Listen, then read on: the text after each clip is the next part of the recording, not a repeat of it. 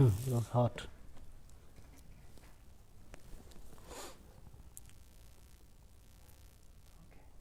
Mm.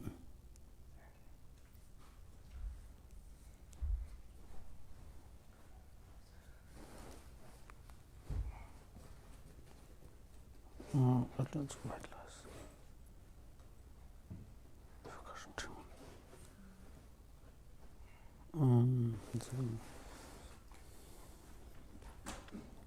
But the village I got to message.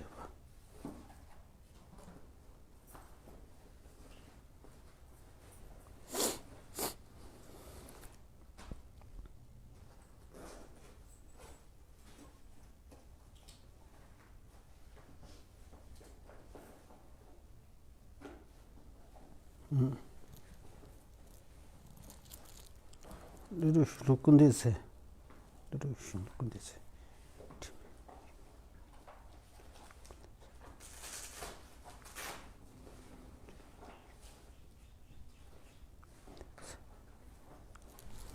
Right.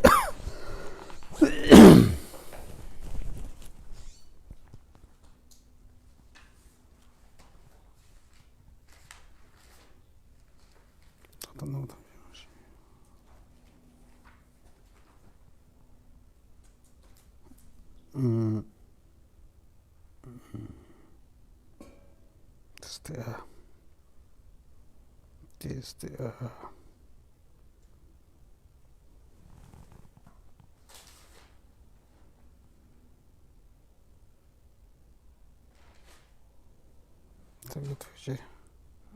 We're at verse 50. Verse 50. 50. Oh, 50. Yeah.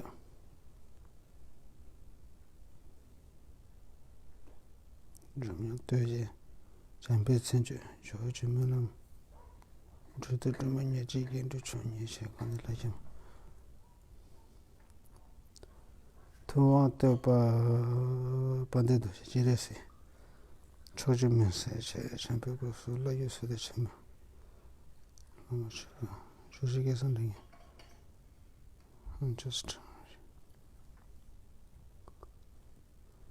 다시 제가 도망 속에 도망다다 들어가면 이제 최선의 제대로 받으면 이제 매일 슈팅을 하시면 저 매일도 인도 중에 봐 간다네 저 메시지 보면 이제 슈팅을 좀 잠배 신주 좀 매일 이제 제대로 이제 신청을 도주다 here, yeah.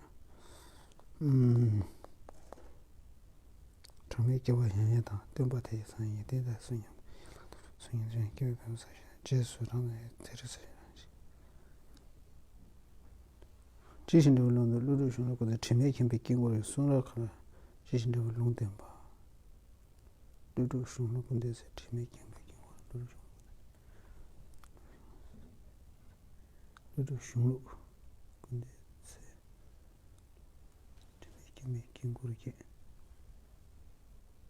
right. Yeah, so verse 50, right? So illuminated by the garland of white lights of Chandra's well uttered insights, Chandra, whose stainless wisdom of is full, who glides freely across scripture space, right? So this is a little bit kind of poetry. Yeah, kind of. There is also some sense of poetry. Nice, very beautiful. But then verse 49, right? The night lily grove with Nagarjuna treatises. In Tibetan, when we read the Tibetan origination, Ludu Shunglukundese. The night lily grove of Nagarjuna treatises is like Chandra whose stainless wisdom of is full. But then that does not mean here, this translation doesn't mean it's wrong. It's okay, right? It's perfect. But then here the way put the things together, put the things. So, this slightly different here in Tibetan.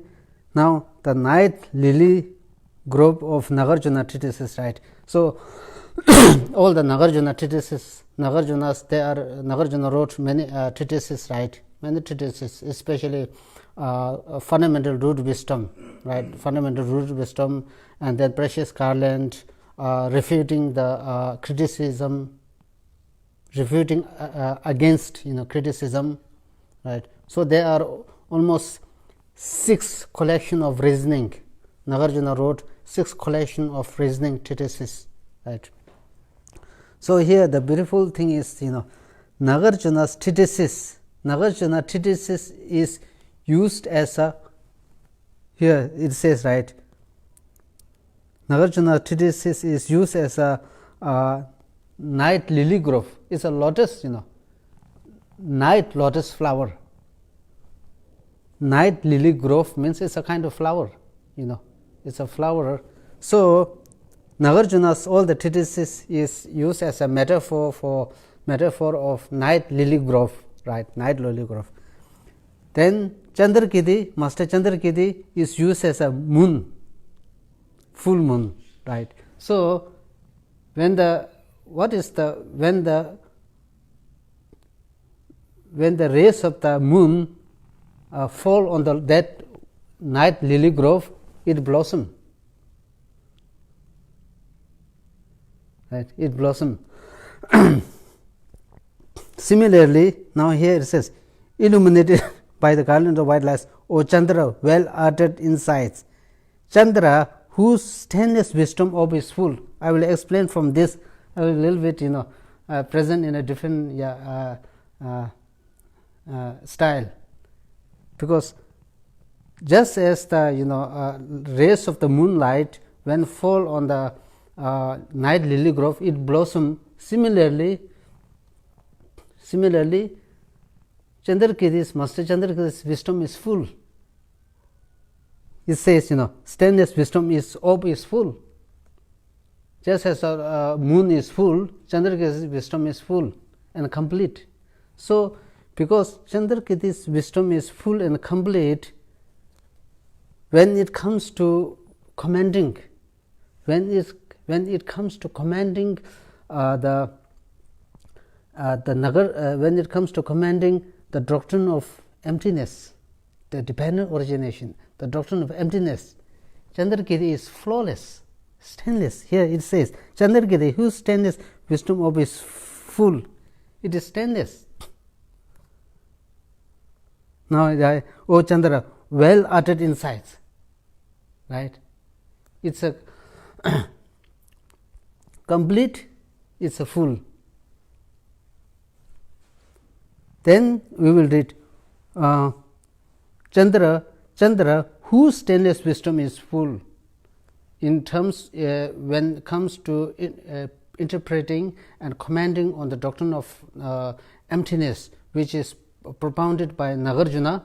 Chandrakiti has no flaws, right? Is stainless, flawless.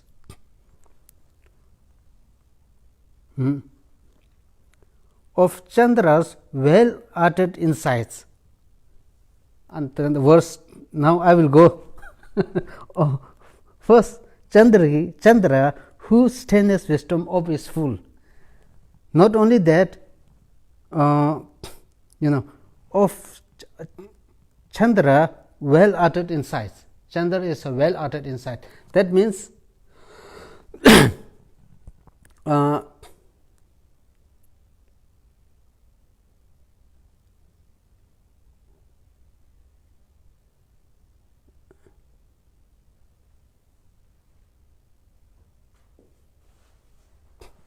then well-uttered insights. That means when it comes to when it comes to expounding, Master Chandra expounding the teaching. What kind of teaching? The stages of the extensive path and the stages of the profound path. These two paths, Chandragiti is again how to say, well-arted. That means Chandrakirti gain mastery. Chandrakirti gain mastery over the teaching, these two teachings, gain mastery over teaching, gain mastery over debating, gain mastery over composition.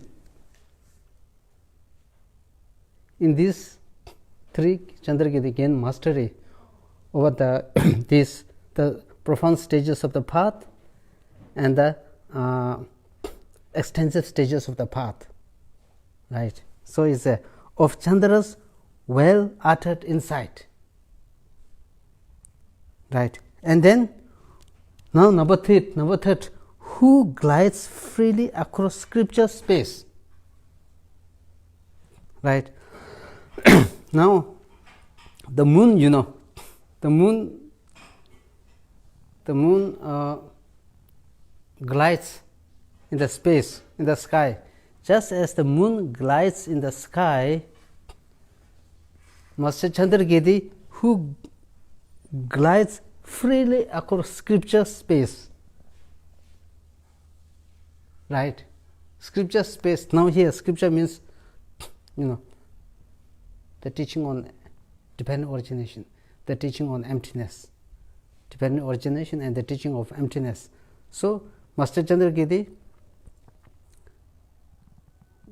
glides freely across scripture space.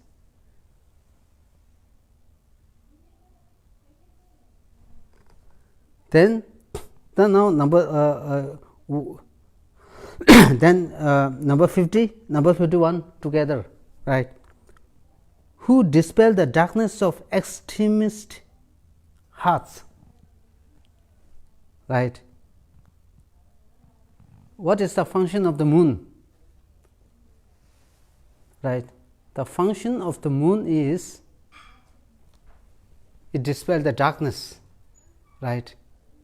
The function of the moon is that it dispels the darkness. Just as the moon dispels the darkness, Master Chandrakirti dispel something. He dispel what? He dispel the extremist, the view of the absolutism and the view of the nihilism, the ignorance of nihilism and the ignorance of the eternalism. That also is done through teaching dependent origination, right? And then it says, and outshines the constellations of false speakers. When there is a moon, when there is a moonlight, right? When there is a moonlight, the lights of the stars are the light of the propounder, claiming to be speaking the truth, right? But then their understanding is based on such a system that if things do not have any independent existence, intrinsic existence, things become non-existence. So this wrong view, distorted, Master Chandrakirti, he say, Master Chandrakirti outshine or destroy these distortions of those speakers.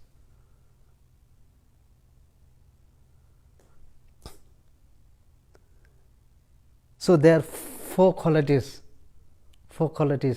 talking here, right? The first quality is Chandrakirti well-uttered.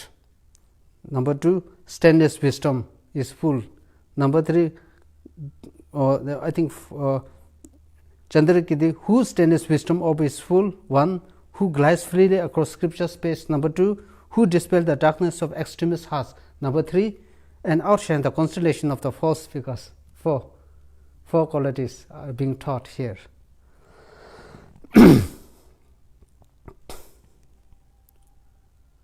When through my teacher's kindness I saw this, my mind found a rest at last. right. So, but then now here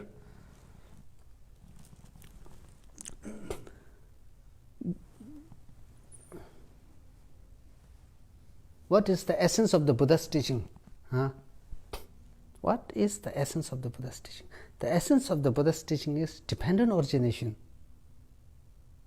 right? The essence of the Buddha's teaching is dependent origination,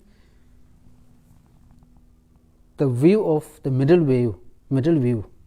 This middle view is, unmistakably commanded by the one who was being professed by Nagarjuna.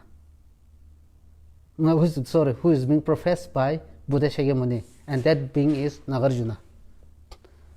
Nagarjuna's idea and Nagarjuna's thought on the middle way or the doctrine of emptiness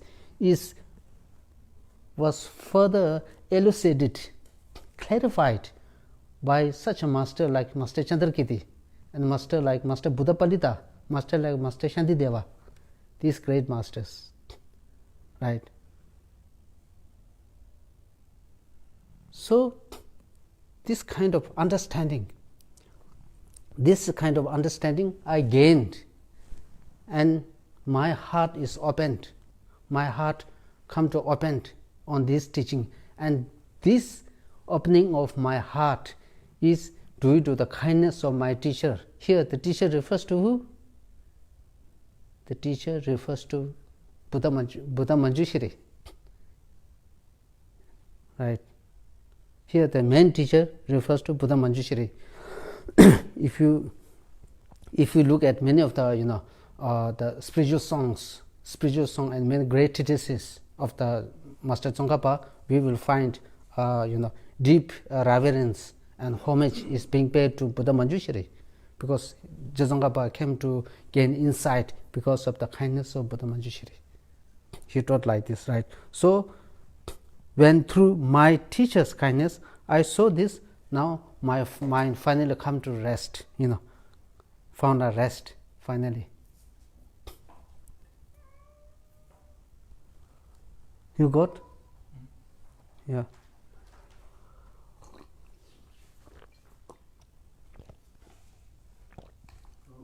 Who was the teacher again? Huh?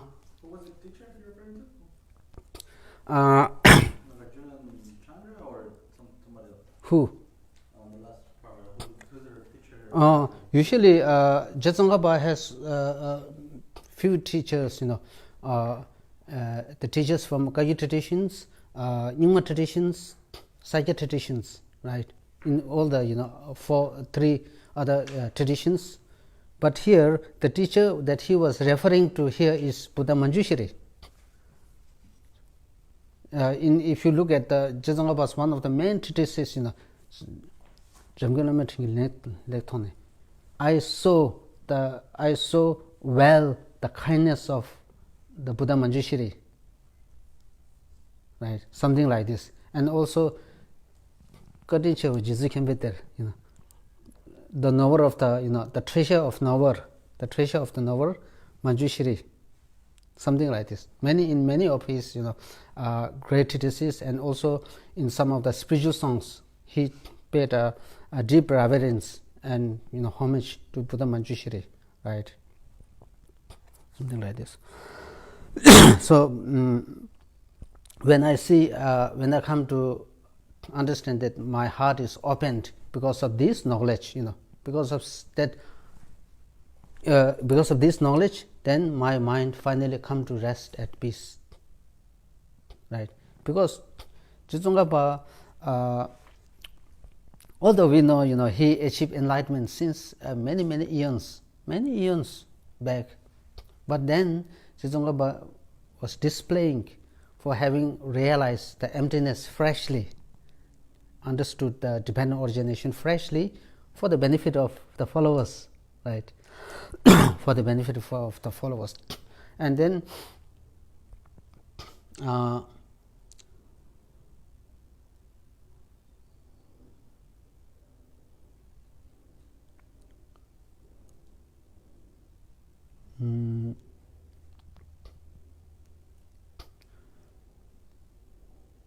So it is through the kindness of Manjushri, right? Now, for example, at one point, Jetsunga Rinpoche was meditating, doing some, meditating doing some prayer with the gathering of many other monks. So there's one wall, he was sliding a little bit on the wall, and then he immersed into the meditation, right? Kind of meditation called non-conceptualization meditation. And then later on he said this kind of meditation really to some extent suited my mind. It goes well with my mind. So then he asked Manjushri, is it the right view or not? Is it the view of the autonomous Madhyamika or Prasangika Madhyamika? And then Manjushri told him, it is neither. It is neither. So then I want to really hear the unmistaken view of the Nagarjuna, right? Nagarjuna on emptiness. So Manjushri taught him. Rinpoche say, I'm not getting any, right? Or then I don't understand, Then it's okay. Right now, although you may not understand, what I was teaching, you may not be able to understand, but then this you just take a note. Manjushri told him, just take a note, and at one point of time, by using my explanation as a seed, that you will at one point come to gain insight into the emptiness. So then, meanwhile, in order to really get closer and to gain insight into the nature of the emptiness, you need to do the few things, like single pointedly meditate on the inseparability of the deity, your personal deity, and the guru. Number one. Number two is you need to engage in the accumulation of the merit and the purification practice. So this is what Jezongapa did. Jezongapa, the first one is now what is called as guru devotion, right? The second one is Jezongapa, in order to create the merit, Jezongapa did the Mandala practice. In order to purify, Jezongapa did the purification, 35 confession Buddha purification, right? And then Jezongapa really had, the visions of the many great masters, the Nalinda masters, the great, the yogis, and also the great Panditas, the scholars of Nalinda, and also the vision of the 35 confession Buddhas. Jezongapa had all these, visions. But then, to some extent, Jezongapa also, ignore these, visions, then Manjushri, there's some significance in these things, right? You should not totally ignore it, like this. And then at one point also Jezongapa decided to undertake the retreat, at a very young age, people thought, the student thought, oh, it's a time to teach. Jezongapa is so young, it's a time to teach, no time to go to retreat. What happened if he go to retreat? Many people really would miss the teaching. And then Manjushri, somebody asked, Manjushri, you don't know. Do as I say. I know. Right. So Velka, there's a place called Velka. In the Velka area place, Jezongapa did, and then even how many students he need to take with him. Even he applies to Manjushri. Manjushri has selected 8 disciples, 8 top disciples. Then he undertook the retreat, a very a serious retreat like this. And then at one point of time,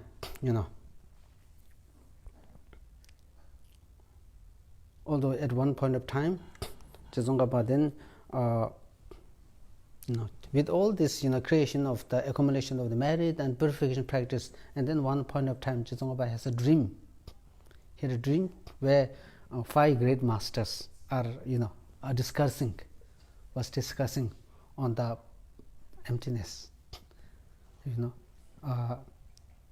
Nagarjuna, Buddhapalita, Master Chandrakirti, and Aryadeva. Not Aryadeva, Bhava Viveka. These masters are discussing about the teaching on emptiness. So there is one figure who is said to have Buddhapalita, with big body, all the body blue color, right? So in the dream, Buddhapalita is a master, great Indian master, the commander of the Nagarjuna's view of emptiness. So he wrote the Buddhapalita text, because the name of the person is given on the text, right? So one book, one Buddhapalita book, and so he blessed Chizongba's putting on the head, and then the next day when Chizongba wake up, he feels so relaxed. At this point, he happened to read actually the text, Buddhapalita text, and then on the, I think 18th chapter, somewhere chapter, there's one verse, one verse. At that point, Chizongba, although he really gained a profound understanding, really, gain such a profound understanding of the emptiness. Especially at that particular verse, all the slightest of the doubt is dispelled. There is not the slightest of doubt. So at this point, he feels so relaxed that at this point, it is said, he gained insight into the emptiness. There is a particular verse which we consider as very precious, 4 verse.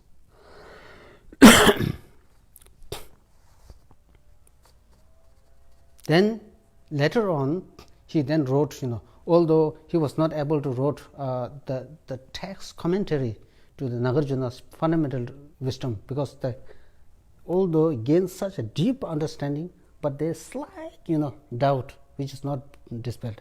Then after having the full conviction, then he began to write this, what is Ocean of Reasoning.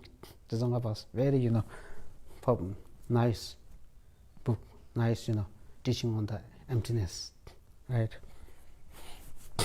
So this is how he come to gain insight into the emptiness. My mind found a rest at last, right? So then number 52. Of all your deeds, your speech is supreme. Within that too, it is this very speech. So the wise should remember the Buddha through this teaching of dependent origination, right? Of all your deeds, your speech is supreme. Within that too, this is very speech. Within that too, it is this very speech. So the wise should remember the Buddha through this teaching of dependent origination. Now what is saying? Now 52, what it is saying? Buddha has many qualities. The qualities of the speech, the qualities of the body, the qualities of the speech, the qualities of the mind. But of all these deeds, Buddha, the Buddha benefit the beings through body,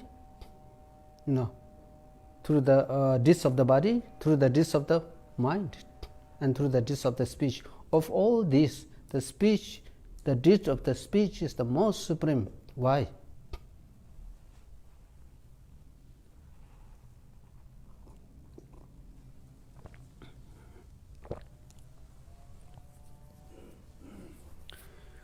What is our aspiration? What is our temporary aspiration, and what is our final aspiration? What is our temporary goal, and what is our final goal? Right. our temporary goal is to seek happiness. This is the very basis of our survival. And then our temporary goal, a permanent goal, a long-lasting goal, our long-lasting goal is to seek liberation, to be freed from samsara, to be freed from suffering, to be freed from destructive thoughts and emotions, and finally, and also to achieve the highest form of enlightenment. So here, now,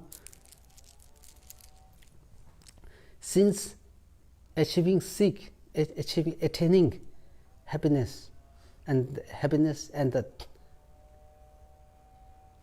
right and moksha, what we so call as moksha, or the lasting peace, long-lasting peace, is something that the Buddha is not that Buddha is giving us to us. Take it. Here is the happiness. Here is the state of enlightenment. You take it. Buddha didn't do that. He cannot do. Now, in order to reach there, in order to seek the temporary happiness and the long-lasting happiness, then Buddha can only do is to show us the method, right? They show us the unmistaken method.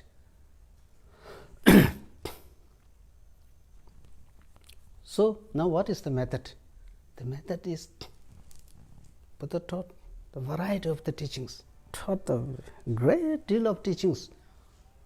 We say 84,000 heap of scriptures, teachings, 84,000 heaps of scriptures. All this for what? All these teachings are based on dependent origination. All the teaching which is based on dependent origination is taught for what purpose? Buddha taught all this teaching for us to find or seek the wisdom of dependent origination. The wisdom of dependent origination. Then what? Right. Then what if we seek the dependent origination, the wisdom of dependent origination? Then, so that's how we bring an end to suffering. That's how we come to achieve the long-lasting peace, temporary happiness and ultimate happiness. Right. So this wisdom now destroy the suffering from the root, all the afflictions from the root, all the grasping from the root.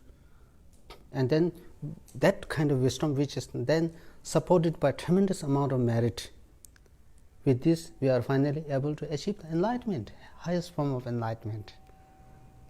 Right. So that's why Buddha said,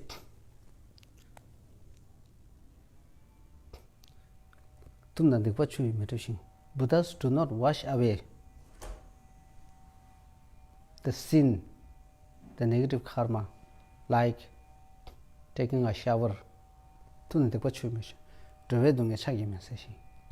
Buddhas also do not eliminate, dispel the suffering of the beings. I cannot transfer, Buddhas cannot transfer realization onto others. Only by giving the teaching on dependent origination, which then finally undo all the suffering, all the things that we do not desire, that is suffering and the afflictions. Right. And also Buddha not only that, do not commit any non-virtuous actions, accumulate all the wholesome goods, wholesome goodness. Tame one's mind. Buddha said, tame one's mind, right? Buddha don't need to tame our body. Buddha need to tame our mind. So that's why Buddha said, tame your mind. This is the teaching of the Buddha. Number 2. Again, Buddha in many of the sutras, many of the Buddha say, one is one's own protector, one is one's own savior, one is one's own enemy. There's no one else enemy other than oneself. Some like.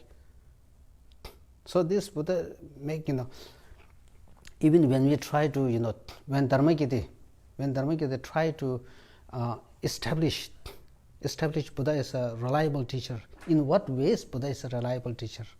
In what ways Buddha is a reliable? Because he is a reliable savior.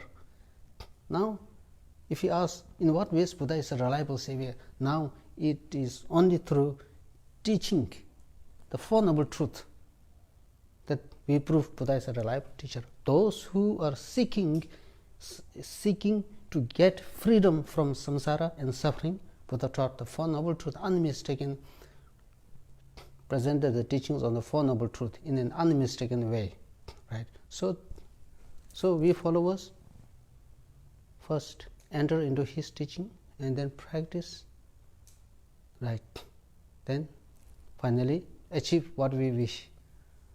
So this is the one. Now we already discussed, right? Now here the speech is the most supreme of all the enlightened deeds, right? Of all the deeds, but the speech is the supreme, right? Here he also saying, only through speech, only through speech, not other, deeds, right? Through the physical deeds, through the physical deed, right? By performing the miracle deeds from the Buddha's body, by displaying all this miraculous power, will Buddha be able to remove our suffering? No. And also, right? No. Think very well. What's the question again? I said, the speech, through speech, it is saying, right, through speech we are finally liberated, right? Only through speech, giving our teaching, Buddha's teaching.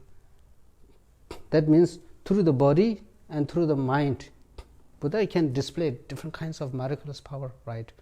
But through these, sentient beings are not liberated, sentient beings are not freed, right? So that means in other many ways, by displaying all this, miraculous power, there is no way that we get freed. So this is the question. Right.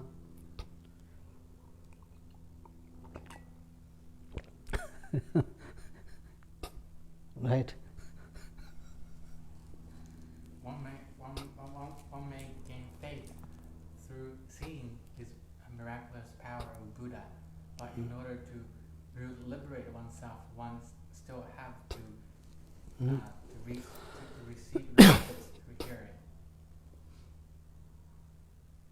So I say no. We are right.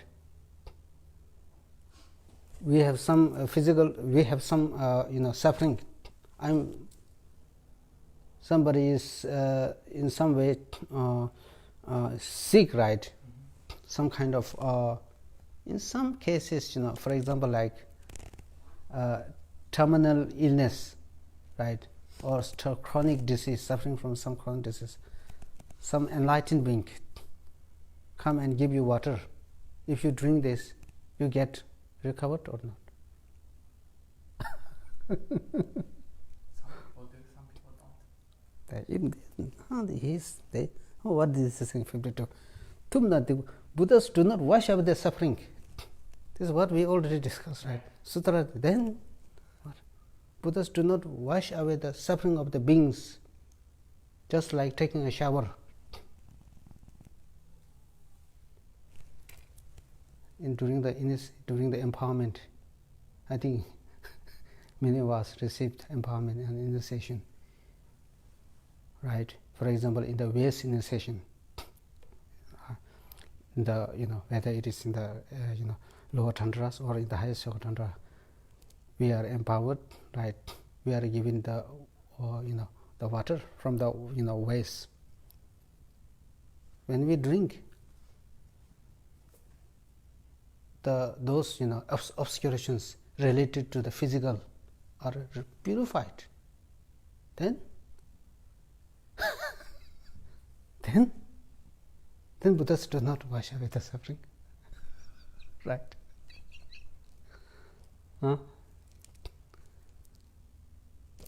Think now.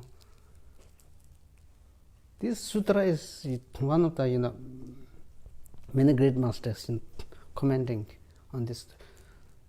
Buddha's munis, Buddha means munis. Munis do not wash away the suffering of the beings like like we take shower. Because when we take shower, all the many of the impurities of the body is cleansed, purified, right? But then suffering is not purified. This is what it means, right? The first verse. If that is the case, then what about drinking, water during initiation? Are these not purified of physical negativities?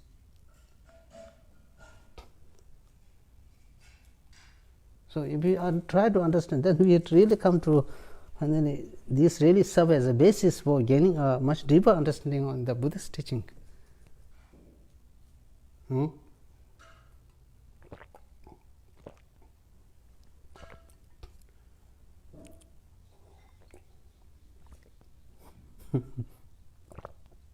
This is it's okay. This is what you say is munis do not wash away the suffering. That means like wash away the suffering with the water. That water refers to ordinary water. Whereas during the ritual, during the initiation empowerment, this water is such a holy water, such a sacred water, because this is what is called as wisdom water, because the water is transformed into ordinary water, is transformed into the deities, right? Transformed into the deities and transformed into the wisdom.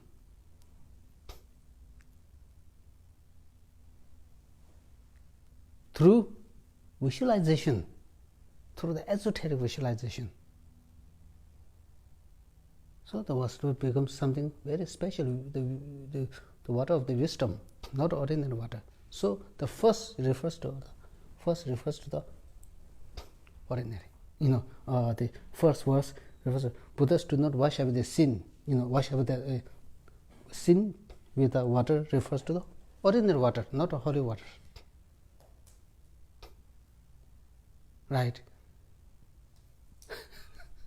And then also in some of the, I think if you have gone through this in the fire ritual, all these, many of the substances are being used, right? And also during many of the rituals, where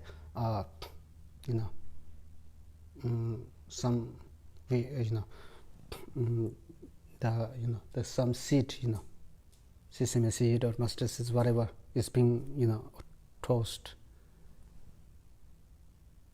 It purifies the negativities, right? But again, here the visualization is involved. Buddha say the power of the mantras are unimaginable, right? So unimaginable works that way. It really purifies, right? Then the second one is what? Buddhas do not remove the suffering. Second one, right? The Buddhas do not remove the suffering like plucking the thorns from your feet.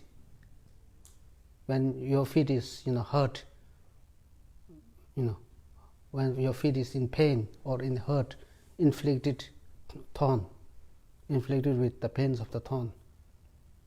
Again, in that second verse, Buddhas and enlightened beings, right? Enlightened beings, they do not remove the suffering, right? Buddha, you the hand blessing.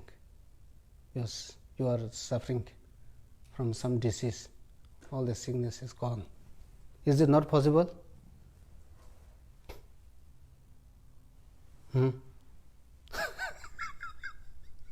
This is second verse. It's saying right. We need to think about these things. Really, don't take for granted either. I always say. Then investigate. Then very good. You understand really deepen. The more we develop understanding, the more conviction we arises. Through this, we develop unshakable faith. The Buddha's teaching. Otherwise, if we use some kind of logic, you get confused. Right? Difficult then. Right.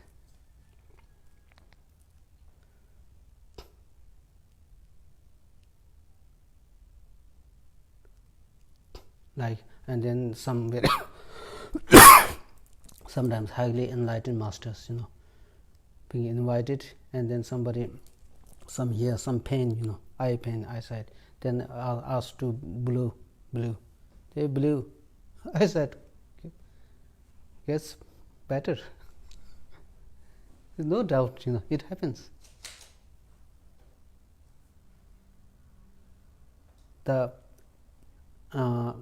miraculous power of the body, speech, and the mind of the enlightened beings and the bodhisattvas are unimaginable. So this is also happening. Right.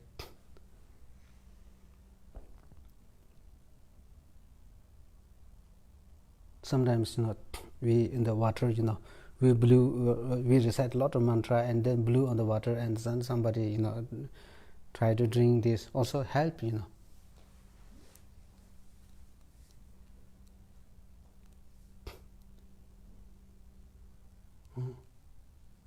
Right, and also, the great one teacher, the great yogi Milarepa, at one point of time, the teacher want to test, test the Milarepa's, the inner strength, oh my goodness, you are a great yogi, how come you are still, have some sickness? I don't believe. Something like this. Oh, you are such a great, yogi, true practitioner. Still, you get sick. How come? Yeah, I don't believe. Something like that. And this is what happens sometimes, right? We expect, enlightened beings and high masters to be, freed from everything. What the problem? Then the teacher say, oh, I expect, your sickness, suffering, really, fall on me, befall on me. Oh, that's very sad. The great master, still, having some kind of sickness.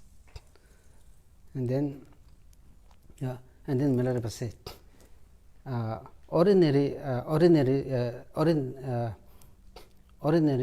people's way of, the pain and sickness, and the yogi's way of pain and sickness is totally different.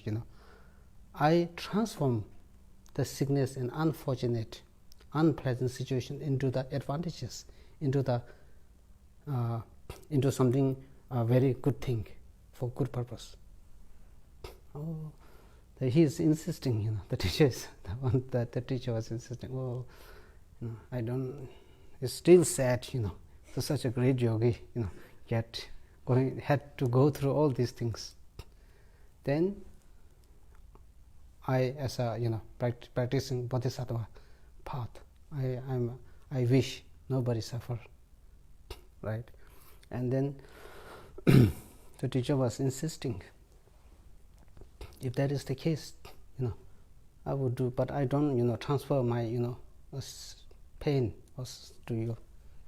So then Milarepa, transferred his suffering to the door, house of the door. The house of the door, began to crack, and the Milarepa regained fully, very, all the, very good health, resumed back to very good health, a sense of lustrous, everything.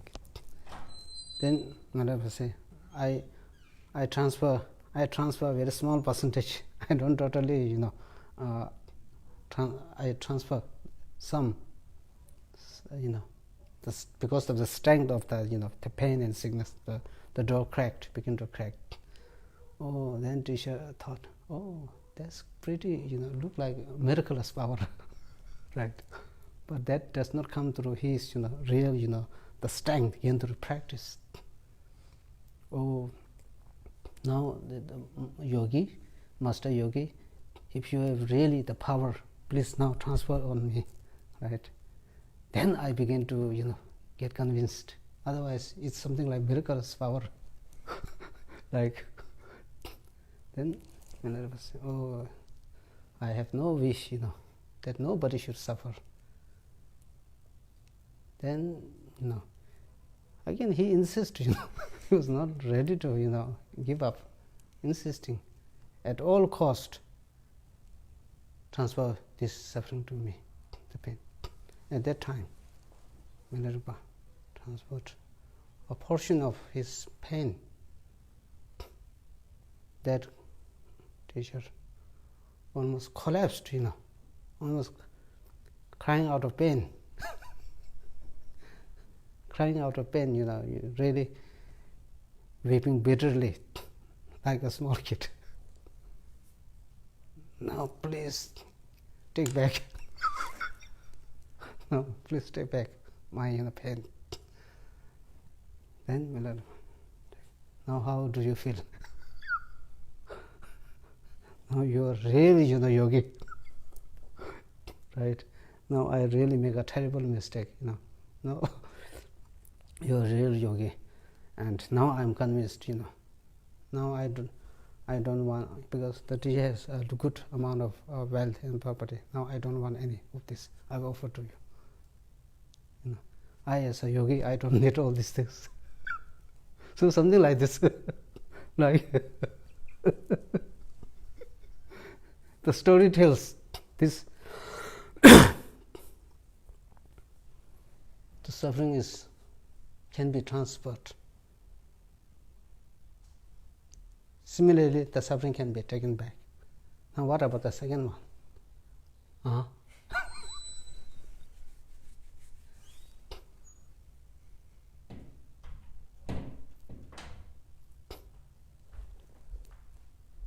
Not only that, some really enlightened masters, the great masters, highly realized beings, also when they do also give the blessing, definitely it works. There's no question. There's no question. Definitely work. There are a lot of stories relating to these things. Right? We cannot say, oh, this does not go. If we have to say, then we are trying to prove that what Buddha say was a statement, was something to be subject to investigation. Because Buddha say the working system of karma is beyond imagination. You cannot explain such a detail of the karma, mechanism of the karma. Similarly, the Buddhas and Bodhisattvas' miraculous power are beyond imagination. One cannot imagine. The chemicals are beyond imagination. The power of the chemicals. Oh, this is what Buddha stated, right? And then the power of the mantra is beyond imagination. So this is what we see, right? Buddha say, somebody want to become a monk. This is the power of the Buddha's speech. For example, somebody want to become a monk. Want to become a monk? Buddha instantly know this. Come on, come. Instantly that become monk orient. This is the power. Without need to give him by begging bowl, everything come. He received empowerment. This vow. Right. Buddha's speech, with one speech, from one continent to one continent, Mongolaya, I think Mongolaya or some Shariputra, he want to measure how far Buddha's tone can reach, sound can reach. He, Mongolaya, through miraculous power, he traveled from one continent to one continent. He was still able to hear Buddha's words. Right? So this is the power. And then in a single word, Buddha says something and it has 60 melodious voices can be heard. The power of the speech, right? And then, for example, water falling, right? For example, flood. Stop this. Instantly stopped. The power of the speech.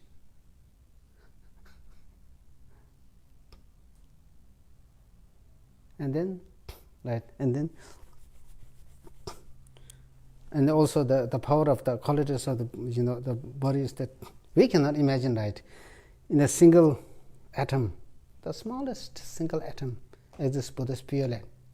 On the other hand, we think when we talk about Buddha's Pure Land, it's something very far. We have to, even by traveling by plane, we cannot reach Buddha's Pure Land. On the other hand, if we try to understand, in the single particle, there is a Buddha's Pure Land. In that Buddha's Pure Land, there is a Buddha. And then there is unimaginable, one cannot imagine. This is beyond concepts. Right? Beyond beyond explanation. So all this, some,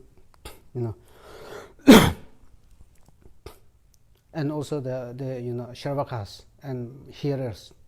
Before Buddha, before Buddha appeared on this earth, there's many practitioners, a solitary realizers, and then the voice from the space come. Now Buddha is approaching. Buddha is coming onto earth. Now they thought, if the Buddha come, then Buddha expound the Maya and the teachings, right? So then what they do is they raise up in the air.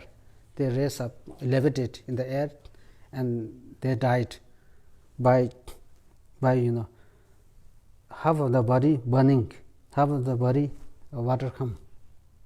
So the water and the fire exist simultaneously. So miraculous power beyond imagination. So some of the things are we cannot explain, right? And the karma,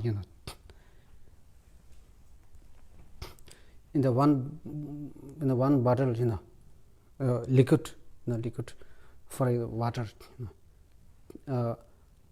hungry ghost, human being, divine being, and then demigod. All these four gaze at this cup simultaneously. It's one cup, but we cannot say there is a three, liquid. Blood, this liquid is blood, this liquid pus, this liquid is, filled with weapons. For the demigod, the weapon, they appear, right? And then the human being we see as a water. So what happened now? All these four beings, types of four beings, see different object in this cup, right? So this is a whole. This cup filled with liquid or water is a whole. But what they do see, human being, we see this cup, the portion of this liquid as a water. And then I have my own, karma, what is called as cooperative karma, or what is this one. I don't know how to say this.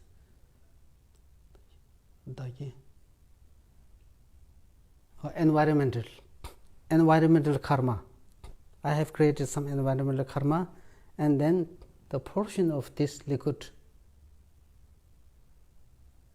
the portion is serve as a substantial cause. So when these two come together, I see this as a water. But then this is a water, this is a water. So my sense I consciousness is a valid. Others are not valid. We cannot say. Still they are valid. They hungry go see pus and blood. So that's valid.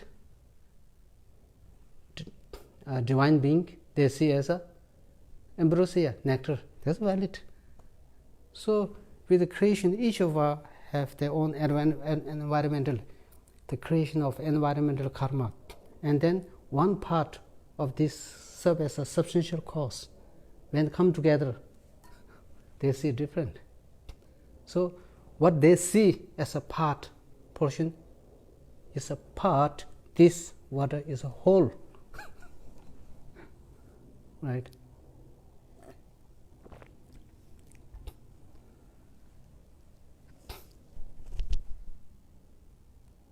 So these are some of the things are beyond explainable. Beyond explainable. Those things like impermanent, and there are a lot of things which can be explained, through, reason and logic. But some are beyond explainable, right? So anyway, the suffering can be right by using, blowing, highly realized masters. When they blew or when they give the hand blessing, in some cases the sickness is cured. Then, if that is the case, what about the second verse? Buddhas do not wash away the suffering of the beings, just like remove the suffering, just like plucking the thorn from the feet. But if you look at on the other hand, if you try to use these different stories, then it is showing that sufferings can be removed by many other ways. Right? Not only this, the medicine, you are suffering from a headache. We are suffering from a headache, for example. And when we take medicine, we get cured. Why? Tell me, why? Medicine or? Yeah, medicine, for example, we get, stomach upset, we take medicine. And then when we have headache, we take medicine and cured. Why? Because medicine has a potency, or what called potency, right? The power of medicine, the power of curing. If that is the case, then Buddhas and Bodhisattvas, enlightened beings, they do have the power to cure the disease.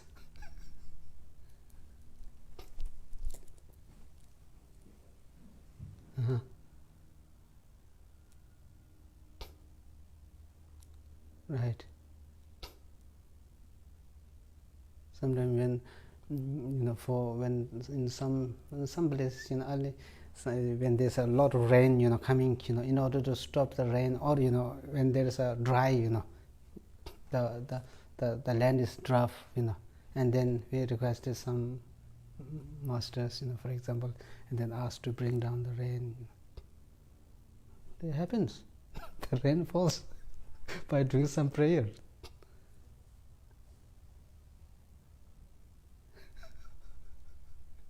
So if you try to look from all this angle, suffering can be if medicine has the power, of course the person has the power. Then what? Well, the medicine only works when the right cause and conditions happens. You need the right medicine to cure the right disease. Yeah. And similarly, Buddha no doubt has the power. But if you look at the cases, some people can be cured, some people cannot. And why? It's because some people, their conditions and cause and conditions are ripened to receive the blessings and from the high masters or Buddhas. There are some people they're not. Right? If Buddha is the most compassionate one, he does have the power to remove everyone's sufferings, he would have done so. We should have already been liberated, right? But I think, as I said, we need the right cause and conditions to receive these blessings. And so, with that being said, and Buddha's statement is more suited for general, universal cases for people. No, yeah. In the what we say is in the second verse. In the second verse, we are not saying with every time for example, every time we do something it works for everybody. We are not saying like, but just instances just take us one instant, one example is okay, because here the second verse is saying Buddhas do not remove the suffering of the beings by plucking the thorns from the feet. So this is what we are saying, right? So the example, but there are many examples. Not necessarily if we do some kind of form of the prayer, those who have power, enlightened beings, the bodhisattvas, they do have the power, right? It works. We are not saying, oh, they work for entire things, right? But if we just give the example, there are many examples where these things work, just by giving the hand, touching the hand, blowing some, blowing. If you have pain here, by blowing and recitation of mantra, your mind is calmed. For example, like some masters, out of their practice on compassion, and love. Sometimes when the master visits, there is a sense of serenity. This is the truth.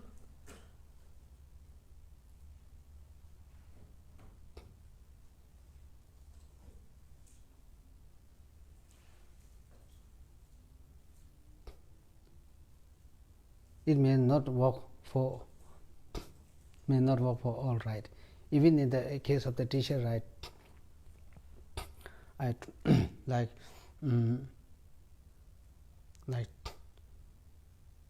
for example, in the case of the Milarepa, there's some deep connection between the karmic connection between the Milarepa and Marpa. But what Marpa make Milarepa went through training, other master cannot do, right? So may not work, his technique. For example, Yungdung Thogyal, the master by the name of Yungdung Thogyal, I think. Milarepa thought, oh, I'm so fortunate. I did the black magic, and the result came out within 1 week. Oh, I'm so fortunate, And then there's a meditation called, if you meditate on the daytime, you become Buddha in the daytime. If you meditate on the nighttime, you become Buddha in the nighttime. Those very fortunate ones, without need to meditate, you will be enlightened soon, instantly. Milarepa thought, oh, that's good, instruction. That's pretty, wonderful. So he lay down, not doing nothing, thinking he's so fortunate that I got the black magic result in 1 week. So that's the instruction is simple. Then Yungdung Thogyal give some instruction and let him meditate. Why he is not meditating? He's lying freely on the bed. And then Yungdung Thogyal came. Did you have some experience? Oh, no. Yes, you right from the beginning you told you are a great sorcerer, great black magician. Yeah, you are right. You are someone whom I cannot tame. There is no karmic connection between you and me. You go and you have karmic connection with the being called Marpa. So go and get the instruction from him. So something like this also may not work for us, for some person, maybe for some. If this is the case, then Buddhas do not remove the suffering like suffering of the beings. If the Buddhas do not remove the suffering from the beings, like plucking the thorns from the inflicted pain, inflicted feet, then we do see we do see people giving the blessing, oh, I get recovery. Maybe it's in some cases incident, coincidence, but we cannot just blame everything is coincidence. We cannot say everything is coincidence. Some are true. Then what do we say about this?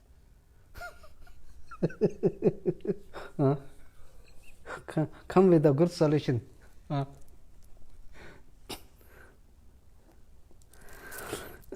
So here,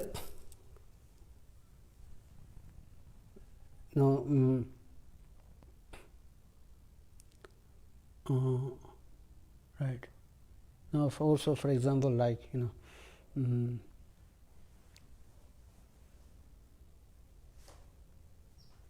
for even prostration, when you do the 35 kind of prostration, there are many factors involved, right? So through this, many of our negativities are purified, right? But we are not talking about, the second verse is not talking about that.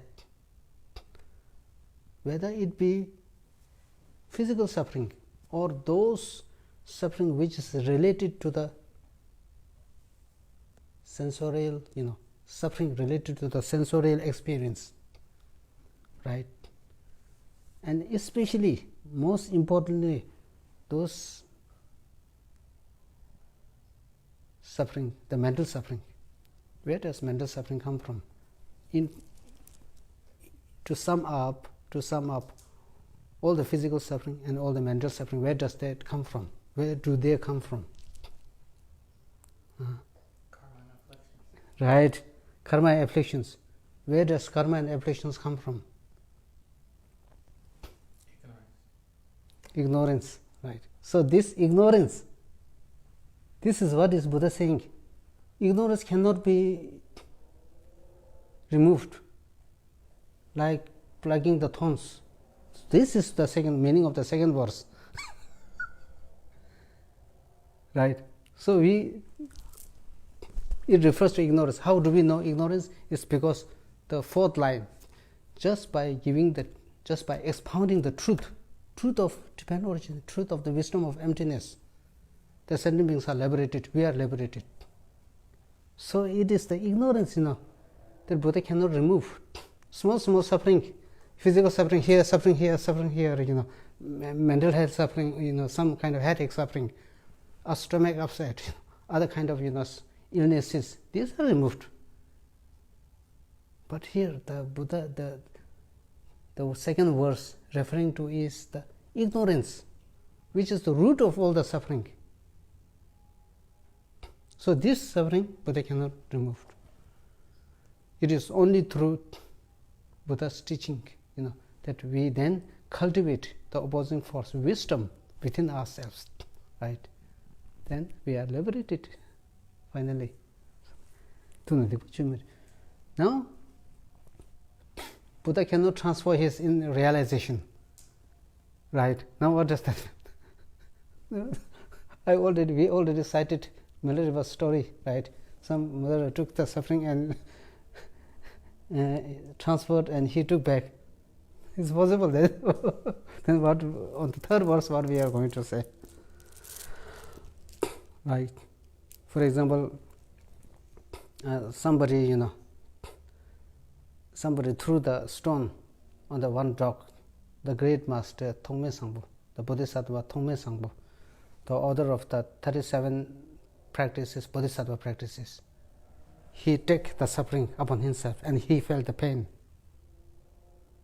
The dog was, although the stone was hit at the dog, but dog didn't feel pain. He felt the pain.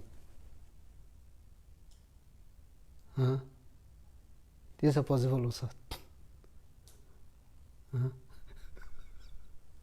What about the Buddhas cannot transfer the realization, his attainments. But on the other hand, these are possible. Then what do you say? I think similarly here we're talking about the wisdom of a Buddha, not the sensory feelings. Right. So all these are about the the wisdom of impermanent, the wisdom of the impermanent, the wisdom of the emptiness, a sense of renunciation. All these positive mental qualities. All this virtuous state of mind, all this virtuous state of mind, and especially those kind of like the wisdom of impermanent, realizing impermanent, the wisdom of the dependent origination, the wisdom of the emptiness, the wisdom of the cessation quality. Right. So all this can be cultivated within. The Buddhas cannot give you like presenting some like giving you as a gift, some form of gift. This cannot be done. Only through effort, only through our working heart, that we can finally be cultivated within our mind. The last verse is right. So by telling the truth of reality, it is by expounding the truth of reality that we are finally saved and liberated from samsara and from suffering and from all the delusions. It is this this fourth statement very important. Otherwise, need to have really gain a good knowledge, understanding. Right. So this. So of all your deeds, your speech is supreme. Within that too, this is very speech. So usually, how many speech? Buddha speech. 64.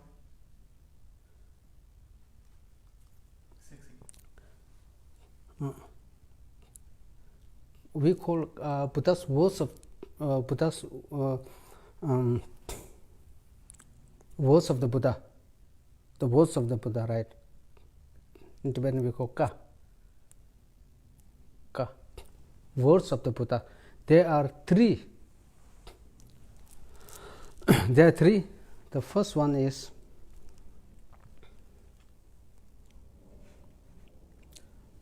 the words of the Buddha which comes from the mouth. Which comes from the mouth, number one. And then the words of the Buddha, which is the words of the Buddha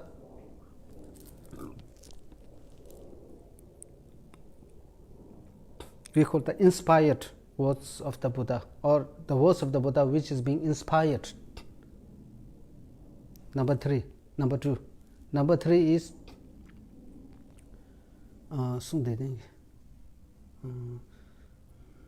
just now. And then the blessed words of the Buddha. The blessed words of the Buddha. Right. What is the example for the first? Right. What is the example of the first which comes from Buddha's mouth? There are many sutras.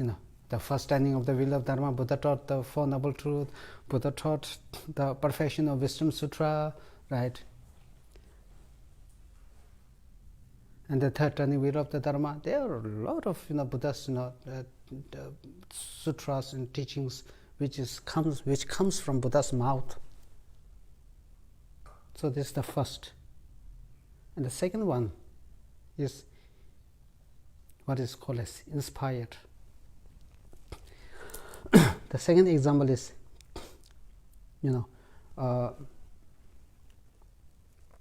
Ananda, right?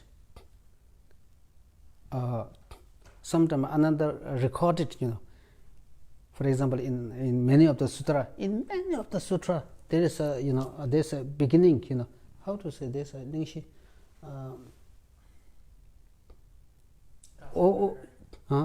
Yeah, this one. But all this comes from that, how to say, the main subject matter. For example, the main subject matter, all the discussion comes from that. For example, thus I heard, at this point of time and at that point of time, in this place and in that place. So somebody is saying this in sutra, right? If you read sutra, there's this kind of mention. Thus I heard in this point of Rajkara or Vajapik, something like this place, right? So this is the second one, recorded. All the Buddha's teaching recorded. This second one. Then the third one is the blessed. When we talk about the blessed, words of speech, Buddha's, Buddha's words, 3. The blessed is words of the Buddha, of the body. The blessed words of the speech. The blessed words of the mind. What is the first example? Blessed words of the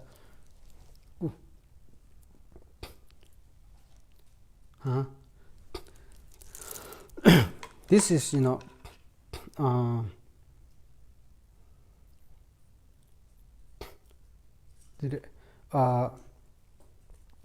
there's a example is the 10 ground sutra. There's one sutra called 10 ground. How this sutra is the blessed body, the blessed words of the body, is because all the Buddhas of the 10 directions, all their right hand put on the Buddha. There's one bodhisattva called the Vajra essence. The Vajra essence. They put their right hand on the bodhisattva's head, right? Bodhisattva's head. The moment they place their hand in his head, this bodhisattva recited this sutra, the sutra of the 10 ground, spontaneously, effortlessly. So this is the body, right? The blessed body. And then the speech, the blessed speech. The blessed speech is what is the blessed speech? Is the sutra of dispelling the remorse of King Ajustara. Because Ajustara killed his father and he was filled with remorse. That sutra has the power to dispel the remorse of the King Ajustara, right? And not only this,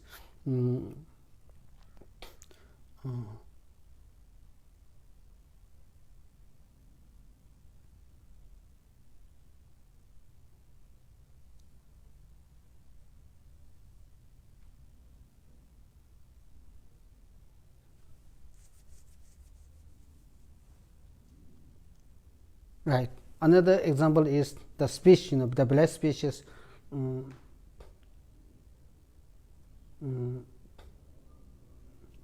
another example is a Buddha said, Subhuti, Rabjur. There's one being called Rabjur, Subhuti. Subhuti, all the bodhisattvas have trained in the bodhisattva conduct, do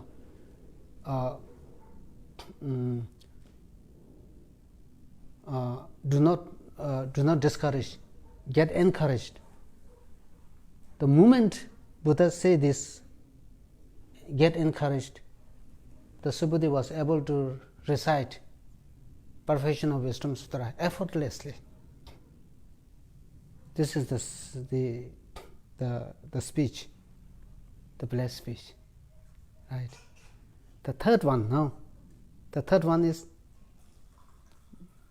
the blessed speech of the blessed Buddha's words of the blessed, which is through the mind, right? The mind, they are again 3.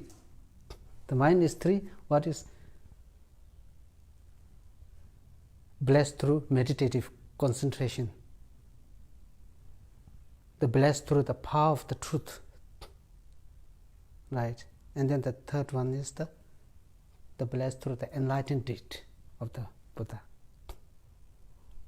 The first one, what is the example of the first one?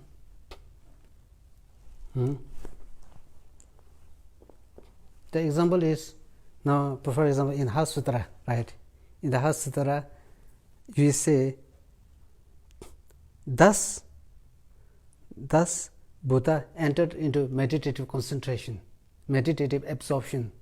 Buddha entered into meditative concentration, then Shariputra, Avalokiteshvara and Shariputra exchange the Dharma discussion. They exchange, right? So this Dharma discussion takes place because of what? Because it is blessed by the power of Buddha's having entered into the meditation. This one, right? Meditative, blessed through meditative concentration. The second one is truth, the power of the truth, right? The power of the truth is now, Buddha say, I accumulated the merit for 3 countless eons. I accumulated the merit for 3 countless eons for the benefit of all the beings. If that is the truth, let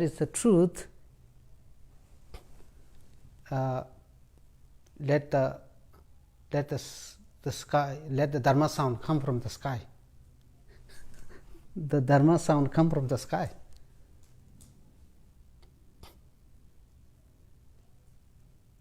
Right? And not only that, Buddha also says while he was engaging the bodhisattva practices, while he was training on the spiritual path, bodhisattva practices, then he say, oh, may the trees expound the Dharma, the 4 great seals. The trees expounded. Right? For example, sometimes trees moving, the leaves of the tree, these things moving, because of the movement of the the wind blowing, the way the wind blows, the trees also lives in a tree also moves. Because of this, because of this moment, we develop the wisdom of impermanent. We understand that it's impermanent. This helps you to cultivate the wisdom of the impermanent. This is blessed. The cultivation of wisdom is being come about because of the blessing of the trees, right? So this is one thing.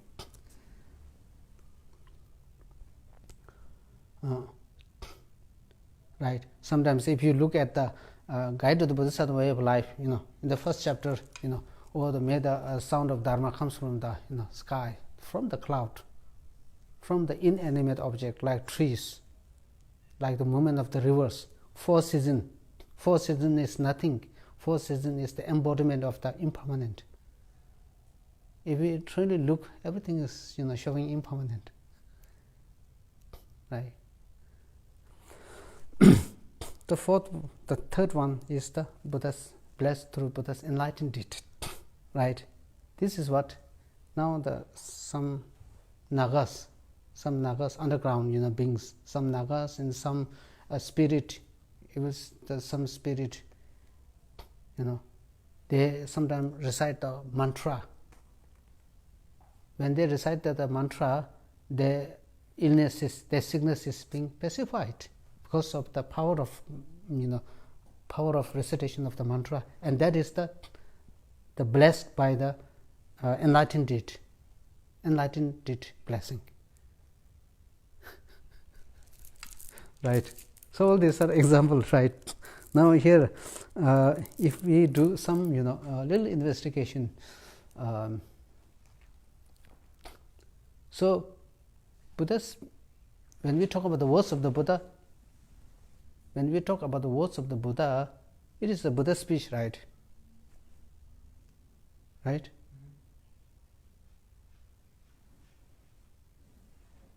It is Buddha speech. Words of the Buddha means Buddha speech. You have some confusion over this. Buddha speech. Now here we recite Hasutra, we recite a king of prayer, right? We know this. So in sometimes not necessarily we recite from our mouth. Even in your mind, we are reciting, right? Not necessarily come from mouth, but Hasutra in king of prayer you can do silently. Silently means reciting from your mind, right? Just like in action tantra, some the recitation done from your mind, mental recitation, right? So whether it be mental recitation or verbal recitation, the king of prayer or the Hasutra, the king of prayer that you are reciting, is this the words of the Buddha or not? There is the come on. It's the recorded words of Buddha. It's the recorded words of Buddha. Is it words of the Buddha? So it's the Buddha speech, right? It's the Buddha speech, words of the Buddha. It's Buddha speech. Yeah. So that means we are Buddha. Because we say Buddha speech is a Buddha